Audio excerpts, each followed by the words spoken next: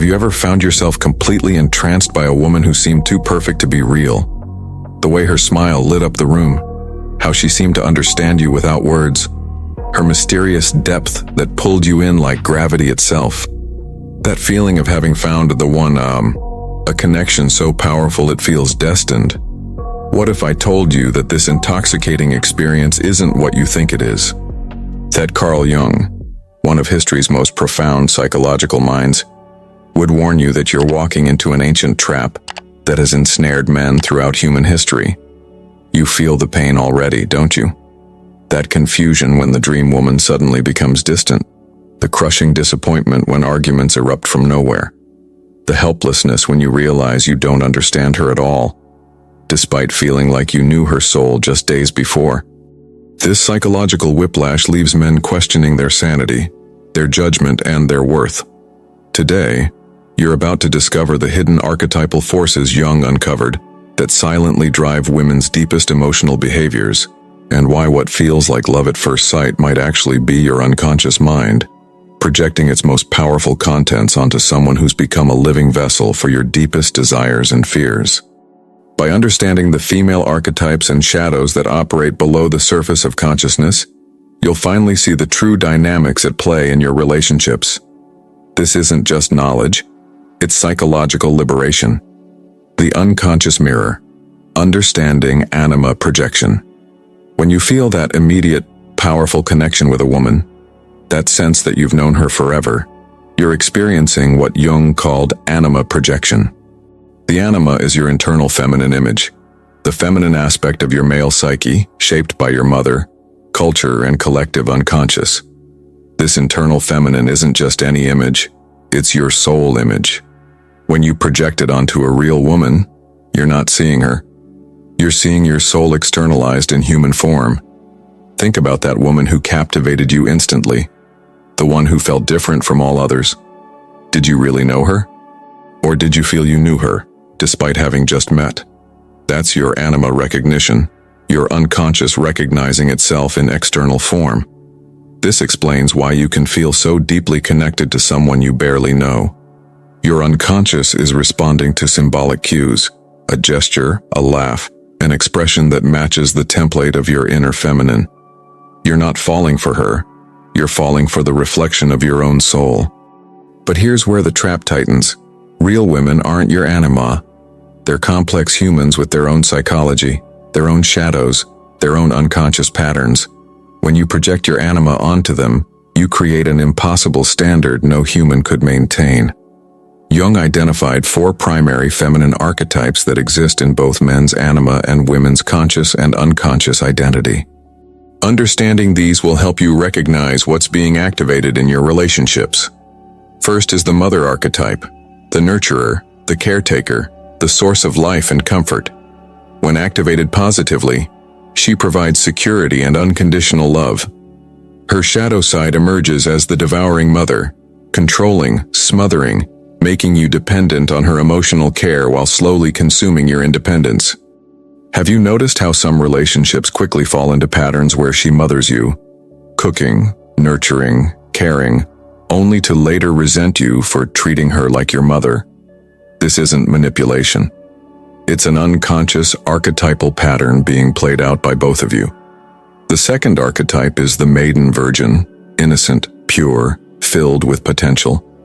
She represents new beginnings and untapped possibilities. In shadow form, she becomes either naively destructive through inexperience or deliberately helpless to manipulate through perceived vulnerability. Remember that woman who seemed to need your protection, your guidance, your strength, who later revealed unexpected emotional volatility when you couldn't read her unexpressed needs. That's the maiden's shadow emerging when the projection begins to fail. Third comes the seductress charmed temptress, sensual, passionate, connected to desire and physical pleasure. She represents the life force in its most creative form. Her shadow appears as manipulation through sexuality, using desire as a weapon or means of control.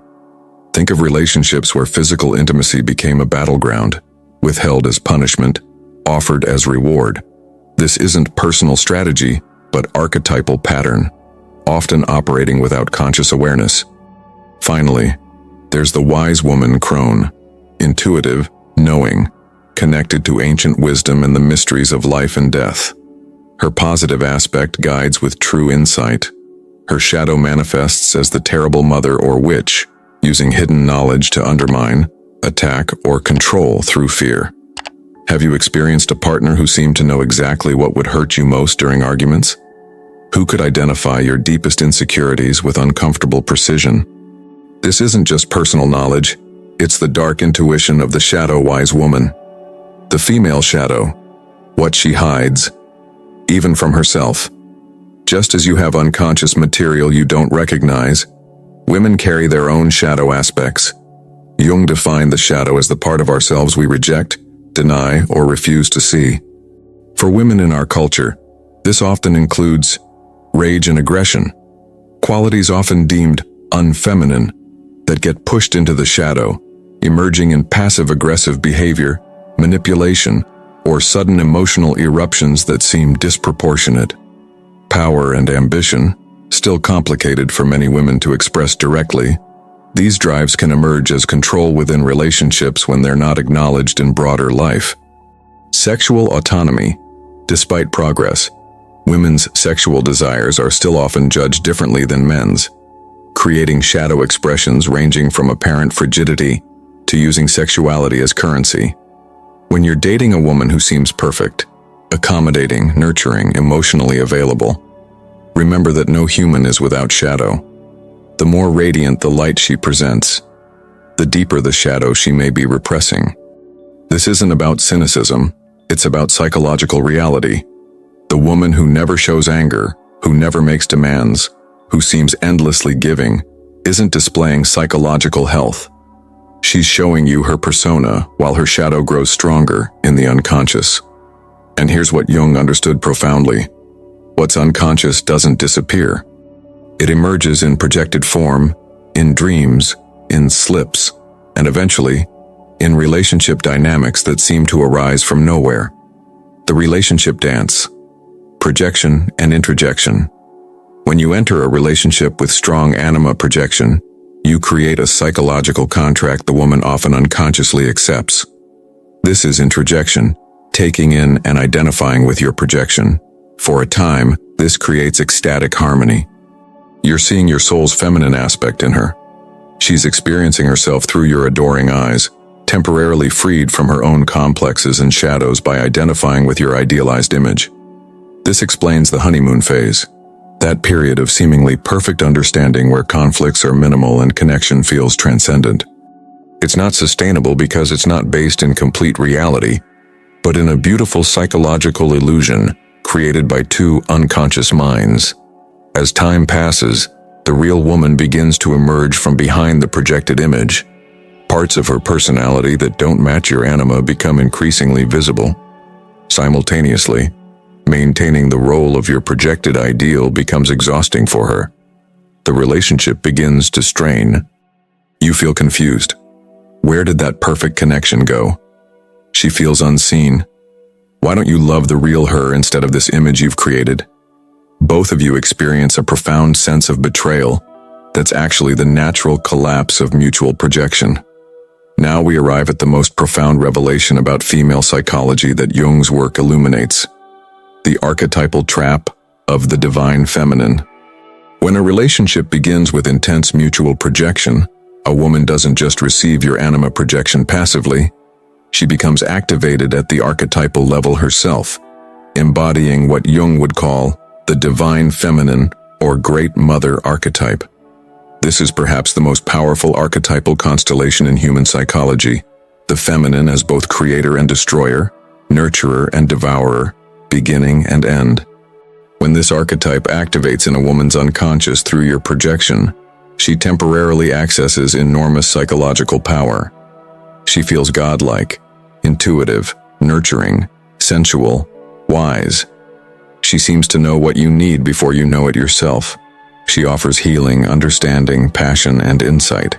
She becomes, in psychological terms, the vessel for the most powerful feminine energy in the collective unconscious. But here's the devastating truth. No human can sustain embodiment of a divine archetype. It's psychologically impossible and ultimately destructive to both people. As the projection inevitably fails, the woman doesn't just return to her ordinary self. The collapse of the divine feminine archetype creates a psychological vacuum that pulls in its shadow opposite, what Jung called the terrible mother. This explains the shocking transformation that men often witness in relationships that began with idealization. The woman who once seemed to exist to nurture you now seems to want to destroy you emotionally.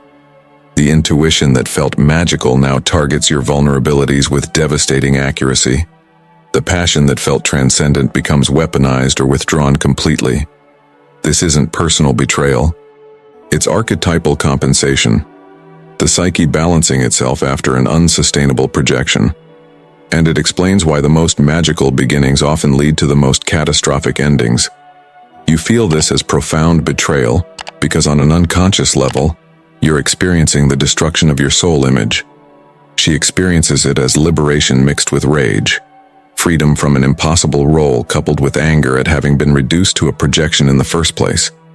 This is why relationships that begin with love at first sight or feel like soulmate connections from the start carry the highest risk of devastating emotional collapse.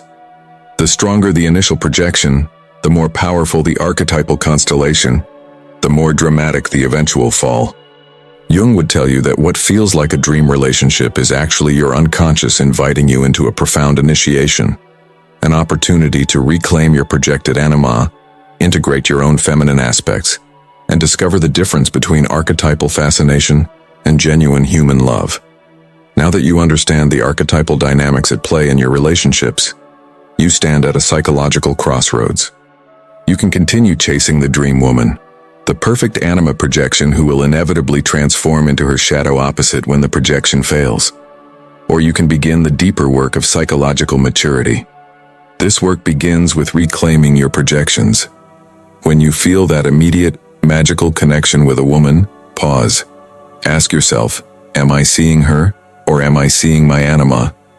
Am I relating to a human being, or to my own soul in feminine form? The next step is integrating your own feminine aspects rather than seeking them externally. The nurturing, intuition, emotional depth, and connection you seek in an idealized woman are qualities available within your own psyche when you stop rejecting them as not masculine. This integration doesn't diminish your masculinity, it completes it. Jung called this process individuation, the journey toward psychological wholeness that transcends the limitations of gender stereotypes and cultural conditioning. Consider how often you've sought in women what you've denied in yourself. The emotional sensitivity you might suppress, the intuitive knowing you might dismiss as irrational, the nurturing capacity you might consider weak. When you project these disowned qualities onto a woman and then idealize her for possessing them, you create the very trap that will eventually snap shut around both of you. The third crucial step is developing what Jung called symbolic sight, the ability to recognize when you're caught in an archetypal pattern, when you feel overwhelmingly attracted to someone you barely know, when a relationship feels cosmically destined, when a woman seems to embody everything you've ever wanted. These aren't signs of having found the one. They're psychological warning flags that your unconscious is projecting powerful symbolic content. With symbolic sight, you can appreciate the numinous quality of these experiences without being consumed by them. You can honor the archetypal dimension of attraction while still remaining grounded in reality. This balance between archetypal awareness and human connection is what creates relationships that both inspire and endure. Finally, you must learn to see women as they are, complex, contradictory beings with both light and shadow, just like you. True relationship becomes possible only when two people can acknowledge both their idealized projections and their shadows, creating space for genuine humanity to emerge. This means accepting that the woman in your life will sometimes be nurturing and sometimes distant, sometimes intuitive and sometimes oblivious, sometimes passionate and sometimes cold. These aren't failures of character, but expressions of normal human complexity. The woman who seems perfect in the beginning isn't showing you her full self. She's showing you what Jung would call her persona, the socially acceptable mask we all wear. Behind that mask lies a full spectrum of emotions, impulses, and patterns that will inevitably emerge as intimacy deepens. Your willingness to engage with her complete humanity, rather than just the parts that match your anima projection, is what determines whether the relationship grows or collapses. This doesn't mean settling for less. It means discovering something far more valuable than the temporary ecstasy of projection. The sustained growth and authentic connection that come from seeing another person clearly while being truly seen yourself. It means trading the intoxicating but unstable high of archetypal fascination for the deeper satisfaction of genuine human bonding.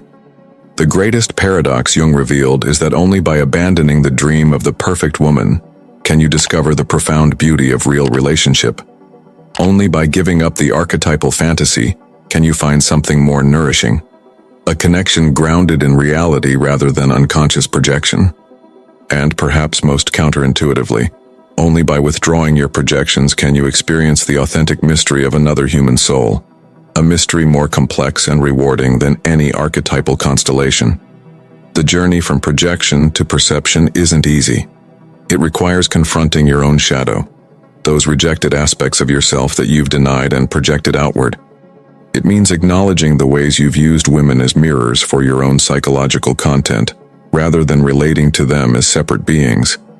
It demands developing the capacity to distinguish between archetypal attraction and genuine connection based on who someone actually is. But this journey offers rewards far beyond what projection can provide.